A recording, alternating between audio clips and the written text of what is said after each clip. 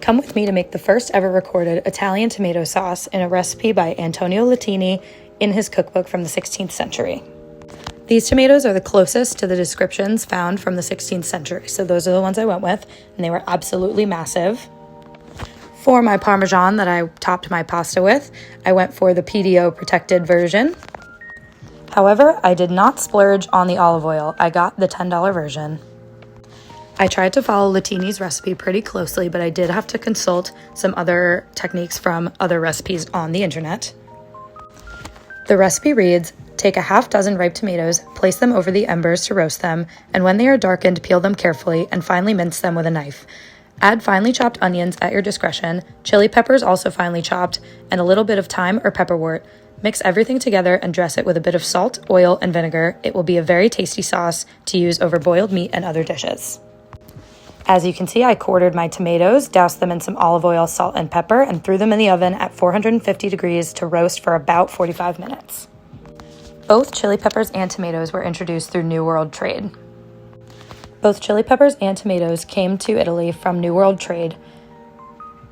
The first tomatoes appeared in Europe in the late 15th century, but the recipe we're using today is from the late 16th century, showing that they took a long time to become widely available and accepted. In fact, at first, tomatoes were considered gross and more suited to the poor, because at this time in Italian history, raw produce was not considered luxury, even if it traveled across the world to get there.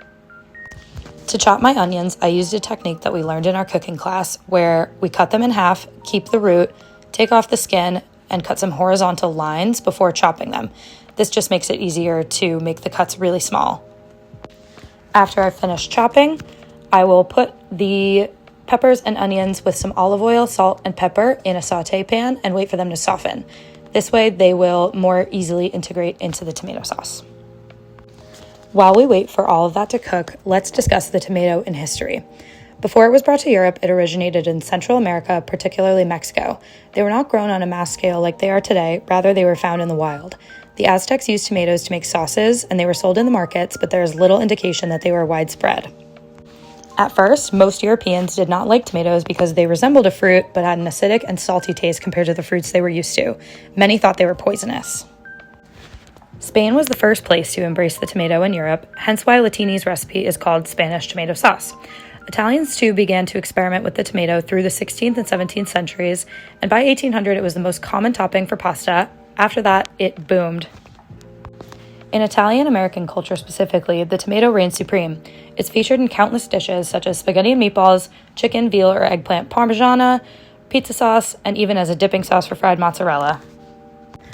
Though the recipe calls for pepperwort and thyme, I found that pepperwort is no longer a modern ingredient and I could not find it in the store, so I just got thyme.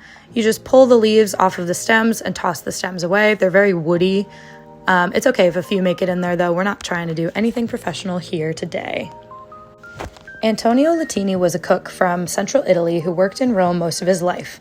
His main focus was banquet food, as he was often employed by wealthy families to prepare their feasts, hence why he has a diverse set of ingredients and dishes in his cookbook.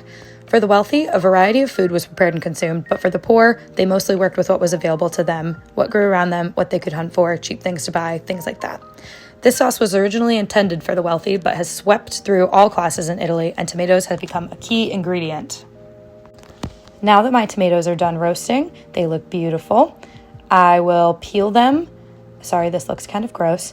I will peel them off with the tongs. They come off really easily, as you'll see.